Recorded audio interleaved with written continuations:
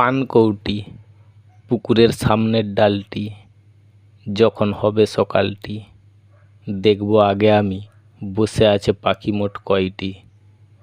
সব পাখিদের নজর জলের উপরে থাকা ভেসে ভেসে যাওয়া মাছটি। কিছুক্ষণ পরে আমি দেখলাম ডুবুরি এসে গেল পুকুরে দুটি। আমি বুঝবো কি করে?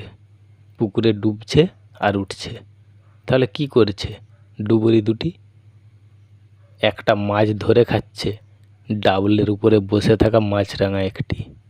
অন্যদিকে আমি দেখলাম বড় মাছ ধরে উড়ে গেল বড় বক একটি, শুধু ধরার জন্য চেষ্টা করছে। অন্য ডালে বসে থাকা বক একটি আবার কিছুক্ষণ পরে উড়ে চলে গেল ডুবুরি। দুটির মধ্যে একটি। পুকুরে রয়েছে এখনো ডুবুরি আর একটি। শুধু পুকুরের মধ্যে যা ঘটনা ঘটবে দেখব আমি সবটি। আর দাঁত মাজাটি। আবার আমি দেখলাম যারা মাছ খায়নি, অন্য পাখিগুলি গাছের ডালে বসে করছেটা কি।